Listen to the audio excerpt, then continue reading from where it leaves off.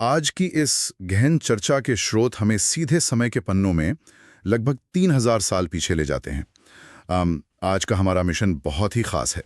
इन प्राचीन स्रोतों के जरिए हम ये समझने की कोशिश करेंगे कि उस दौर में जब वोटिंग या चुनाव जैसी कोई चीज नहीं थी, तब शासक आखिर चुने कैसे जाते थे। ये जानना सच में दिलचस्प है। हाँ, और कैसे छोटे छोटे जनपद समय के साथ विशाल महाजनपदों में बदल गए। और सबसे बड़ी बात, ठीक उसी दौर में जब बड़े बड़े राजा अपनी ताकत बढ़ा रहे थे, तब एक ऐसा गणराज्य भी पनपा जो किसी एक राजा के आदेशों से नहीं बल्कि सामूहिक सभाओं के जरिए चलता था। हमारा आज का विषय है राज्य, राजा और एक प्राचीन गणराज्य। तो चलिए इसकी परतें खोलते हैं। ये सफर वाकई बहुत रोमांचक होने वाला है। इस चर्चा के शुरू में ही ये बात साफ कर देना जरूरी है कि जिन स्रोतों को आज हम खंगाल रहे हैं वे सिर्फ इतिहास की पुरानी किताबों में दर्ज कुछ सूखी घटनाएं नहीं हैं। बिल्कुल नहीं। असल में ये हमारे वर्तमान राजनीतिक, आर्थिक और सामाजिक ढांचे की बिल्कुल शुरुआती नींव है। आज हमारा समाज कैसे काम करता है, राज्य कैसे चलते हैं, इन सबके शुरुआती प्रयोग हमें इन्हीं 3000 साल पुरानी व्यवस्थाओं में देखने को मिलते हैं। आज के दौर में देखा जाए तो लोकतांत्रिक व्यवस्था में सत्ता पाने का सीधा तरीका चुनाव है। मतदान के जरिए नेता चुने जाते हैं। लेकिन ये सोचना बहुत अजीब लगता है कि आज से करीब 3000 साल पहले सत्ता पाने का तरीका एकदम अलग था। हमारे स्रोत बताते हैं कि उस समय दबदबा कायम करने का सबसे बड़ा तरीका था अश्वमेध यज्ञ। हाँ, अश्वमेध यज्ञ। मतलब ये कोई साधारण पूजा पाठ नहीं था। इसमें एक घोड़े को राजा के आदमियों की देखरेख में पूरी तरह स्वतंत्र घूमने के लिए छोड़ दिया जाता था। एक तरह से ये सीधे सीधे बाकी दुनिया को दी गई एक खुली चुनौती थी। यहाँ सबसे हैरान करने वाली बात यह है कि घोड़े का वो स्वतंत्र घूमना असल में एक बहुत ही आक्रामक राजनीतिक कूटनीति थी। इसे प्राचीन काल का जियोपॉलिटिकल बुलिंग या कहिए भू राजनीतिक दादागिरी कह सकते हैं। दादागिरी ही थी एक तरह से। बिल्कुल। अगर वो घोड़ा किसी दूसरे राजा के इलाके में घुस गया हाँ। और उस राजा ने हिम्मत करके घोड़े को रोक लिया तो इसका मतलब था युद्ध का ऐलान। हाँ, उसे अश्वमेध यज्ञ करने वाले राजा की सेना से लड़ना ही पड़ता था। लेकिन अगर वो राजा चुपचाप घोड़े को अपने राज्य से जाने देता तो ये इस बात की मौन स्वीकृति थी कि अश्वमेध यज्ञ करने वाला राजा उससे कहीं अधिक ताकतवर है और उसने बिना लड़े ही हार मान ली है। बिना एक भी तीर चलाए अपनी सर्वोच्चता साबित करने का ये क्या गजब का तरीका था। और जो राजा इस तरह से अपना वर्चस्व स्थापित कर लेता था, उसके बाद मुख्य यज्ञ का आयोजन होता था। स्रोत बताते हैं कि ये आयोजन बेहद भव्य होता था। बहुत भव्य, विशिष्ट पुरोहित इसे संपन्न कराते थे। उस दिन वो मुख्य राजा किसी आम इंसान की तरह नहीं बैठता था। उसके लिए एक शानदार राज सिंहासन या फिर बाघ की खाल से बना एक विशेष आसन बिछाया जाता था। पूरा माहौल उसकी शक्ति के प्रदर्शन के इर्द गिर्द ही बुना जाता था। और उस शक्ति प्रदर्शन में राजा अकेला नहीं था, उसके आसपास के लोगों की भूमिकाएं भी बहुत बारीकी से तय थीं। युद्ध के मैदान में राजा का सारथी उसके सबसे करीब होता था। वही उसका असली सहचर था। सही कहा। इसलिए यज्ञ के अवसर पर उसी सारथी को राजा की विजय गाथाओं और उसके गुणों का बखान करने का काम सौंपा जाता था। वो एक तरह से राजा का हाइप मैन होता था। इसके अलावा राजा की रानियों और उसके पुत्रों को भी कई छोटे छोटे अनुष्ठान करने होते थे। और वे राजा जिन्होंने घोड़े को जाने दिया था और अधीनता स्वीकार कर ली थी, उनका क्या होता था? उनकी स्थिति तो और भी दिलचस्प थी। वे इस पूरे भव्य आयोजन में सिर्फ दर्शक बनकर आते थे। सिर्फ दर्शक? हाँ, उनका काम केवल अपनी जगह पे चुपचाप बैठना और उस शक्तिशाली राजा के लिए तरह तरह के कीमती उपहार लाना भर होता था। वो उस पूरी सत्ता व्यवस्था में अपने से बड़े राजा के नीचे बस एक छोटी सी जगह पाकर संतुष्ट थे। जो हुई राजाओं के बीच सत्ता की सीढ़ियां चढ़ने की बात। लेकिन अन राजाओं के इस बंटवारे के साथ साथ समाज के अंदर भी एक बहुत बड़ा बंटवारा आकार ले रहा था। पुरोहितों ने उस समय के समाज को 4 अलग अलग वर्णों में बांट दिया था। वर्ण व्यवस्था। और ये तय कर दिया गया था कि कौन सा वर्ण क्या काम करेगा। ये बंटवारा किसी की काबिलियत या टैलेंट पर आधारित नहीं था, बल्कि पूरी तरह से जन्म पर आधारित था। ये वर्ण व्यवस्था समाज को एक बहुत ही सख्त ढांचे में ढालने की सोची समझी योजना थी। सबसे ऊपर ब्राह्मणों को रखा गया, जिनका काम वेदों का अध्ययन करना, पढ़ाना और यज्ञ करना था। इसके बदले उन्हें शासकों और आम लोगों से भारी उपहार मिलते थे। और दूसरे पायदान पर? दूसरे पायदान पर क्षत्रिय थे, जिनका मुख्य कार्य युद्ध लड़ना और लोगों की रक्षा करना था। तीसरे स्थान पर वैश्य आते थे, जिनमें कृषक, पशुपालक और व्यापारी शामिल थे। ध्यान देने वाली बात यह है कि क्षत्रिय और वैश्य दोनों ही वर्णों को यज्ञ करने का अधिकार दिया गया था। लेकिन जब हम चौथे वर्ण यानी शूद्र की बात करते हैं, तो स्रोतों से पता चलता है कि उनके हिस्से में सिर्फ ऊपर के तीनों वर्णों की सेवा करना ही आया था। समाज का ये सबसे निचला तबका कई बुनियादी अधिकारों से पूरी तरह वंचित था। ये समाज की बहुत ही कठोर सच्चाई थी। शूद्रों को किसी भी तरह के अनुष्ठान या यज्ञ में भाग लेने की इजाजत नहीं थी, और अगर हम महिलाओं की बात करें तो उनकी स्थिति भी बहुत हद तक शूद्रों जैसी ही कर दी गई थी। मतलब उन्हें भी अधिकार नहीं थे? बिल्कुल नहीं। महिलाओं और शूद्रों दोनों को ही वेदों के अध्ययन के अधिकार से बाहर रखा गया था। कई मामलों में इन दोनों को एक ही श्रेणी में रखकर देखा जाता था। सत्ता और समाज के इसी बदलाव के बीच एक और बहुत बड़ा भौगोलिक परिवर्तन हो रहा था। राजा अब खानाबदोश कबीलों की तरह यहाँ वहाँ घूमने वाले जन के शासक नहीं रहे थे। जो अश्वमेध जैसे महायज्ञ कर लेते थे, वे अब जनपद के राजा कहलाने लगे। जनपद का सीधा सा मतलब ही ये है, वो जगह जहाँ जन यानी लोगों ने अपने कदम रखे और जहाँ वे स्थायी रूप से बस गए। हाँ, जब लोग एक जगह टिक कर रहने लगेंगे तभी तो एक व्यवस्थित राज्य बन पाएगा। पुरातत्वविदों ने खुदाई में जनपदों की इन शुरुआती बस्तियों के कई साक्ष्य ढूंढ निकाले हैं, जैसे दिल्ली का पुराना किला, उत्तर प्रदेश में मेरठ के पास हस्तिनापुर और एटा के पास अतरंजी खेड़ा। यहाँ की खुदाई से पता चलता है कि लोग झोपड़ियों में रहते थे और मवेशी पालते थे। लेकिन उनकी खेती काफी विविध हो चुकी थी। वे चावल, गेहूं, धान, जौ, दालें, गन्ना, तिल और सरसों जैसी फसलें उगा रहे थे।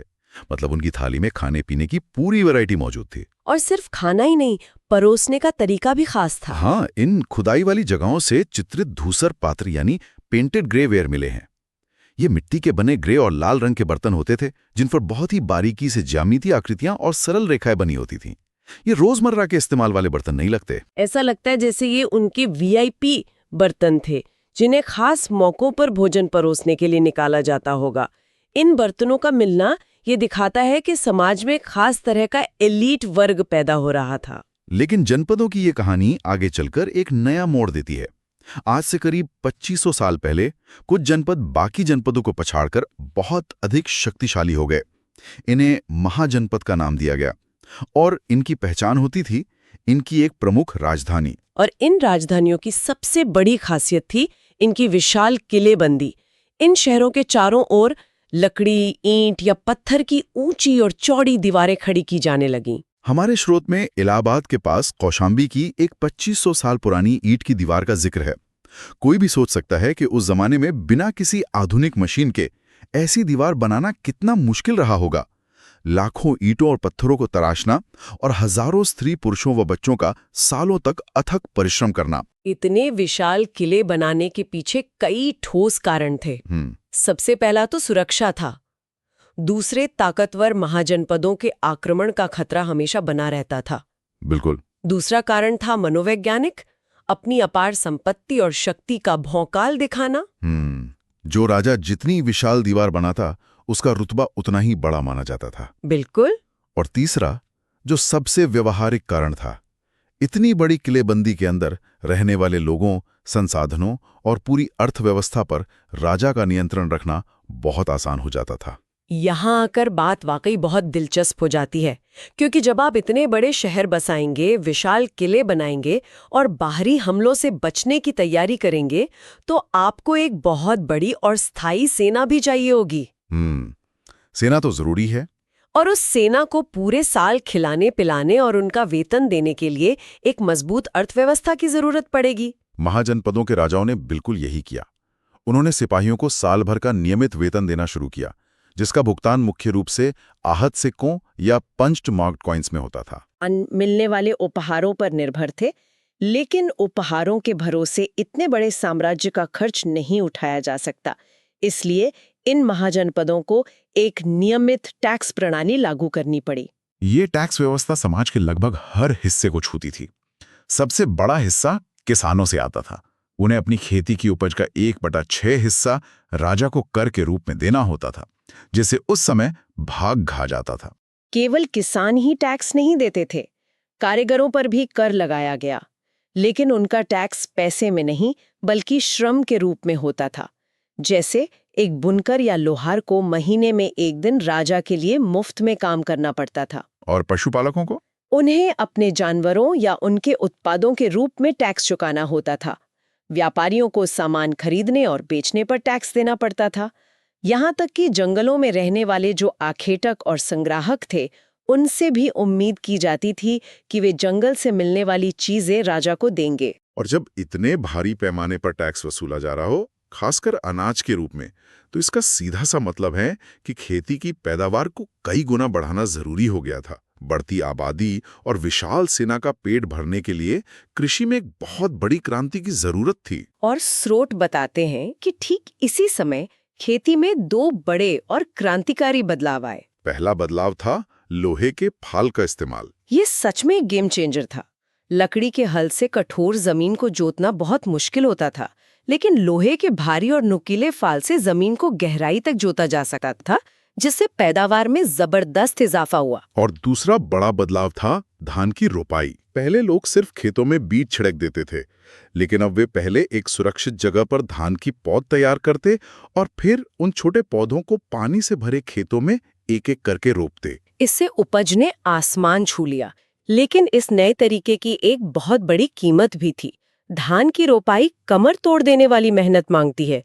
घुटनों तक पानी में खड़े होकर पौधे लगाना आसान नहीं था। और ये काम कौन करता था? स्रोत साफ इशारा करते हैं कि ये भारी काम अक्सर दासों, दासियों और भूमिहीन खेतीहर मजदूरों से करवाया जाता था, जिन्हें कम्मकार कहा जाता था। इस पूरी कृषि क्रांति, लोहे के हथियारों और नई कर प्रणाली का अगर सबसे ज्यादा फायदा किसी ने उठाया तो वो था मगध।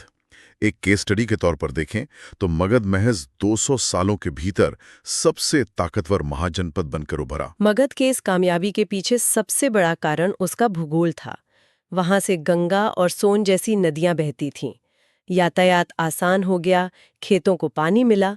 इसके अलावा मगध का एक बहुत बड़ा हिस्सा घने जंगलों से घिरा हुआ था। जंगलों से सेना के लिए हाथी और रथों के लिए लकड़ी मिली और लौह अयस्क की खदानों से मजबूत हथियार बने। भूगोल ने संसाधन दिए और मगध को एक से बढ़कर एक महत्वाकांक्षी शासक मिले, बिंबिसार और अजातशत्रु, जिन्होंने जनपदों को जीतने के लिए हर संभव साधन अपनाए, और महापद्मनंद, जिन्होंने उत्तर पश्चिमी भाग तक कब्जा किया।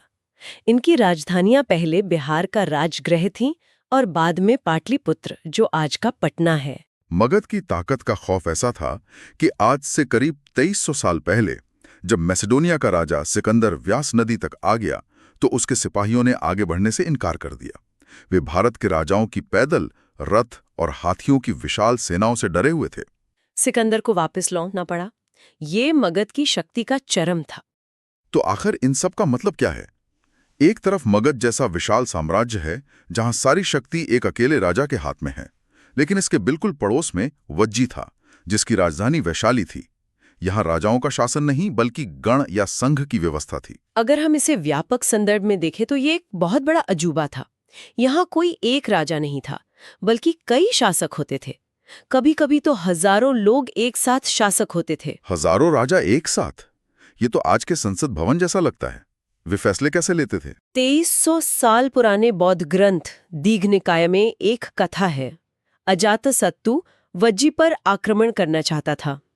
उसने अपने मंत्री वस्सकार को बुद्ध के पास सलाह के लिए भेजा। बुद्ध ने उसे जो जवाब दिया वो एक कूटनीति का एक मास्टर क्लास है। बुद्ध ने कहा कि वज्जी तब तक उन्नति करते रहेंगे जब तक वे पूर्ण और नियमित सभाएं करते रहेंगे, मिलजुल कर काम करेंगे, पारंपरिक नियमों का पालन करेंगे और बड़ों का सम्मान करेंगे। बुद्ध ने यह भी कहा कि महिलाओं के साथ जोर जबरदस्ती नहीं करनी चाहिए, चैत्यों का रखरखाव करना चाहिए और संतों का सम्मान करना चाहिए। एकजुटता की इसी ताकत के कारण कई शक्तिशाली राजाओं के हमलों के बावजूद ये संघ व्यवस्था लगभग 1500 साल पहले तक, यानी गुप्त शासकों के विजय प्राप्त करने तक चलती रही। तो आज हमने देखा कि कैसे समाज कबीलों से उठकर विशाल साम्राज्यों, कर प्रणालियों और वज्जी जैसे शुरुआती गणराज्यों में बदल गया।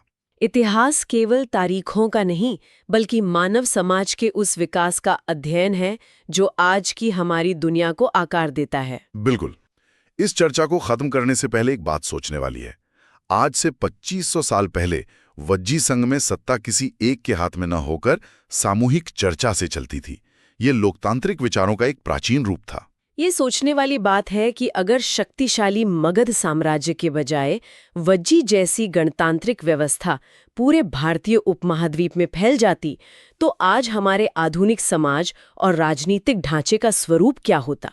इस बारे में विचार जरूर कीजिएगा। आज की इस गहन चर्चा में हमारे साथ जुड़ने के लिए धन्यवाद।